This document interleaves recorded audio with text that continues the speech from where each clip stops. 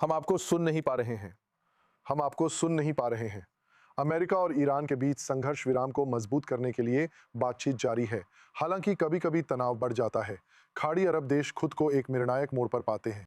कई सालों तक इजराइल को अस्थिरता का कारण मानने के बाद अब खाड़ी देशों में ऐसी आवाजें बढ़ रही हैं जो इजराइल के साथ मिलकर उस खतरे का सामना करना चाहती हैं जिसे वे मध्य पूर्व में ईरान मानते हैं। i24 न्यूज इंग्लिश ने खाड़ी के दो प्रमुख पत्रकारों से बात की जो ईरान इजराइल युद्ध के बाद वहां आए हैं। हमें एकजुट होकर अपने प्रयासों को मिलाना चाहिए।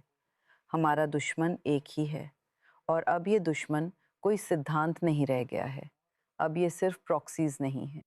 ईरान ने वास्तव में अपने बैलिस्टिक मिसाइलों और ड्रोन के जरिए सभी खाड़ी देशों पर सीधा हमला किया है, जैसे उसने इजराइल और जॉर्डन पर हमला किया था।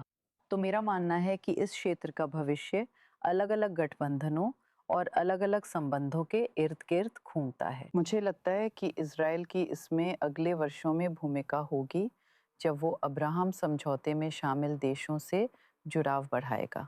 मैं इसको लेकर आशावादी हूँ। आप जानते हैं उनकी स्थिति में दोहरा मापदंड है। कुछ देश खुलेआम कहते हैं कि इजराइल ने युद्ध में अच्छा किया है और वे उसे जारी रखना चाहते हैं। कुछ देश कहते हैं नहीं, इजराइल हमें इस युद्ध में शामिल होने के लिए उकसा रहा है या निर्देशित कर रहा है। इसका मतलब है कि वे हमें नष्ट करना चाहते हैं। वे ऐसा चाहते हैं, मेरा मानना है, और कोई भी इस वजह पर विश्वास नहीं करता। तो खाड़ी क्षेत्र के अन्य देश जैसे सऊदी अरब, कुवैत, वे इजराइल के साथ सामान्यीकरण समझौते पर हस्ताक्षर क्यों नहीं कर रहे हैं? यूरोपीय संघ ने फिलिस्तीनी मुद्दे का इस्तेमाल किया, वे शामिल नहीं हुए, लेकिन मुझे ये उनके लिए अच्छा नहीं लगता। अभी जो हो रहा है, सऊदी अरब ने समझौते पर हस्ताक्षर किए और 7 अक्टूबर को ऐसा नहीं होने दिया, और ईरानी समर्थित संगठन जैसे हमास में सऊदी अरब और इजराइल के बीच संबंधों को नष्ट कर दिया। अगर सऊदी अरब 7 अक्टूबर को जो हुआ उसे नज़रअंदाज कर देता है और इजराइल के साथ समझौता करता है, तो हम देखेंगे कि न्योम प्रोजेक्ट रद्द नहीं होगा। सऊदी अरब में कई बड़े मेगा प्रोजेक्ट्स रद्द नहीं होते हैं और स्थिति खराब हो जाती है, क्योंकि दुनिया भर के निवेशक सऊदी अर्थव्यवस्था पर भरोसा करेंगे और सऊदी अरब में निवेश करने आएंगे। लेकिन जो अब हुआ है, हम देख रहे हैं कि सऊदी अरब में ये ज़्यादा लोक लुभावन रणनीति है और ये अर्थव्यवस्था और स्थिरता के लिए और भी बुरा हो रहा है। चलो ईमानदार रहें एरियान, ये एक मुद्दा है जो 78 सालों से चल रहा है। ये खाड़ी देशों में बहुत गहराई से जड़ें जमा चुका है। फिलिस्तीनी मुद्दा ये हमेशा बना रहेगा। इसे मिटाया नहीं जा सकता। इसे संबोधित करना होगा, इसे हल करना होगा। मुझे लगता है कि अगर खाड़ी देश इजराइल के साथ 2 राज्य समाधान को लेकर किसी नतीजे पर पहुंचते हैं, तो हाँ, ऐसे खाड़ी देश होंगे जो ऐसा करेंगे, जो अपने लोगों का मार्गदर्शन करेंगे कि वे इजराइल को पड़ोसी के रूप में स्वीकार करें।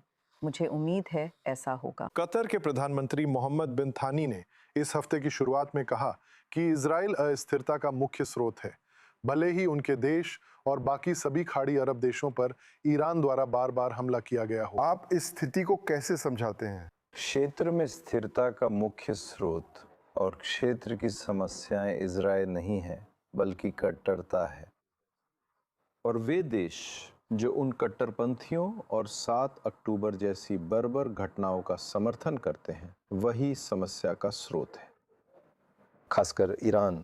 अल खमीस और अल सैयद दोनों ने अमेरिका ईरान समझौता ज्ञापन को लेकर चिंता जताई और चेतावनी दी कि इससे केवल ईरान को और अधिक हिम्मत मिलेगी। क्षेत्र में समस्या ये है कि कुछ अरब नेता हमेशा जिम्मेदारी इजराइल पर डाल देते हैं, लेकिन वे इस बात से सहमत नहीं होते या खुद के साथ ईमानदार नहीं रहते कि वे फिलिस्तीनी, ईरानी, हिजबुल्लाह की गतिविधियों को देखें। हम अपने देश या खाड़ी देशों के लिए इजराइल से कोई खतरा नहीं देखते। हम हमेशा जानते हैं कि ईरान ने हम पर हमला किया है और अब भी कर रहा है, और इस समझौते में ईरान फिर से हम पर हमला करने के लिए वापस आएगा, पहले से भी ज्यादा ताकतवर होकर। अल खमीस और अल सैयद ने हाल ही में इजराइल जाकर तेल अवीव के मूनी एक्सपो में हिस्सा लिया। उन्होंने यरूशलेम centre for security and foreign affairs के पैनल में ईरान युद्ध के खाड़ी अरब देशों व इजराइल पर प्रभावों पर चर्चा की। उन्होंने 6 साल पहले इजराइल, यूएई और बहरीन के बीच हुए अब्राहम समझौते की सराहना की। खाड़ी से दोनों पत्रकारों का कहना है कि क्षेत्र में बनी नई वास्तविकता के चलते और भी देश इजराइल के साथ आधिकारिक संबंध स्थापित कर सकते हैं, भले ही ये तुरंत न हो। अब्राहम समझौते क्षेत्र को एक बहुत सुंदर और बहुत मजबूत संदेश देते हैं कि शांति ही समाधान है।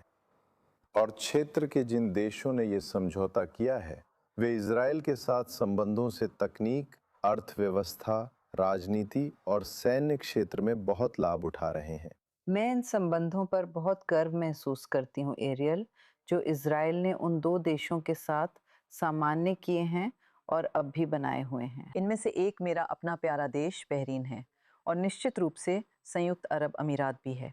मुझे बहुत गर्व है कि ये संबंध आज कहाँ तक पहुँच गए हैं। मैं आशा करती हूँ कि अगर हम स्थिर क्षेत्र चाहते हैं तो और देश अब्राहम समझौते में शामिल होंगे। इजराइल इस समय एक बहुत ही जटिल स्थिति में है।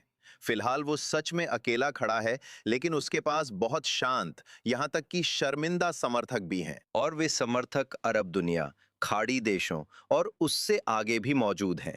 और मैंने शर्मिंदा समर्थकों की बात इसलिए कही क्योंकि जब इजराइल लेबनान में हिजबुल्लाह को कुचलता है, जो कि ईरानी शासन का प्रतिनिधि है, तो अरब दुनिया में लोग चुपचाप ताली बजाते हैं।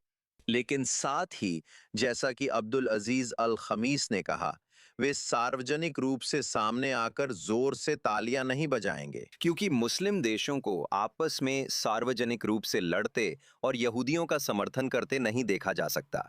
जबकि असल में वे हौसला अफजाई कर रहे हैं और उम्मीद कर रहे हैं कि इजराइल उनके सबसे बड़े दुश्मन यानी इस्लामिक रिपब्लिक ऑफ ईरान को हरा दे। तो इजराइल को अपने अरब पड़ोसियों से चुपचाप संपर्क करना होगा और मेरी राय में वे भी इजराइल का चुपचाप स्वागत करेंगे।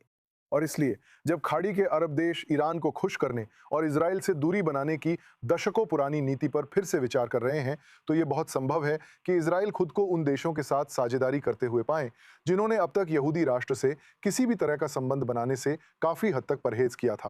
अब गेंद इजराइल के पाले में है कि वो इस ऐतिहासिक मौके को अपनाएगा या एक बार फिर ईरान को तेजी से बदलते मध्य पूर्व में रिश्तों की दिशा तय करने देगा।